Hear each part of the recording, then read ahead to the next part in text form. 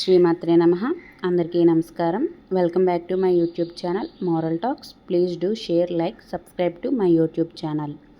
ఈ సంవత్సరం శ్రావణ మాసంలో 5 శుక్రవారాలు పడ్డాయి. శ్రావణ మాసం అంటే పుణ్యమాసం. ఈ మాసంలో ప్రతి శుక్రవారం లక్ష్మీదేవిని పూజిస్తే ఆ తల్లి కరుణా కటాక్షంతో ఐశ్వర్యం, ఆరోగ్యం, శాంతి, సంపదలు కలుగుతాయని పురాణాలు చెబుతున్నాయి. ఈ సంవత్సరం మొదటి శ్రావణ శుక్రవారం రేపు జూలై 25న.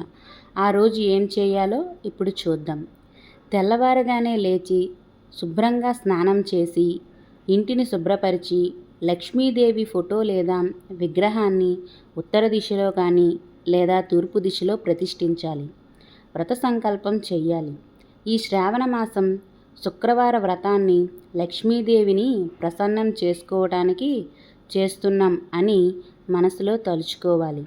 పసుపు, కుంకుమ, పూలతో తల్లి పాదాలకు ఆర్ఘ్యం సమర్పించి పూజ చేయాలి. కుంకుమార్చన, అష్టోత్తర శతనామావళితో పూజ చేయాలి. నైవేద్యం చక్ర పొంగలి, పాల పాయసం లేదా గోధుమ వంటలు లేదా నెయ్యితో చేసిన స్వీట్స్ ఇలాంటివి తల్లికి ప్రీతికరమైనవి.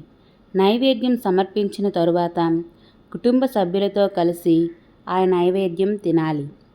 ఉల్లిపాయ, వెల్లుల్లి వాడకూడదు.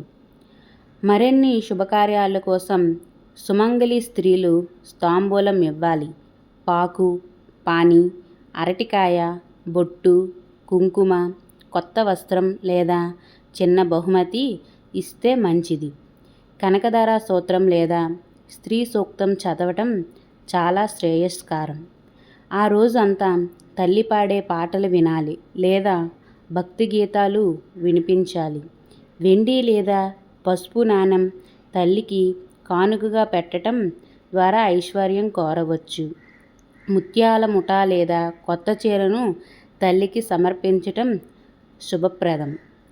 ఆ రోజు చేయకూడని విషయాలు ఏంటంటే ఎవరిని నిందించకూడదు, నెగిటివ్ మాటలు మాట్లాడకూడదు, ఇంట్లో కలహాలు జరగకుండా చూసుకోవాలి. పూజ సమయంలో సెల్ ఫోన్లను, డిస్టర్బెన్స్ని దూరంగా ఉంచాలి. ఈ విధంగా భక్తితో పూజ చేస్తే తల్లి లక్ష్మీదేవి కరుణా కటాక్షం కలిగి ఇల్లు ఐశ్వర్యంతో నిండిపోతుంది. ఆ తల్లి ఆశీస్సులతో మీకు, మీ కుటుంబ సభ్యులకి ఆరోగ్యంగా, సంపన్నంగా ఉండాలని కోరుకుంటూ మీకు మరియు మీ కుటుంబ సభ్యులకి శ్రావణ శుక్రవార శుభాకాంక్షలు. ఇలాంటి మరికొన్ని వీడియోల కోసం నా ఛానల్ని సబ్స్క్రైబ్ చేసుకోండి. Please do share, like, subscribe to my YouTube channel moral talks.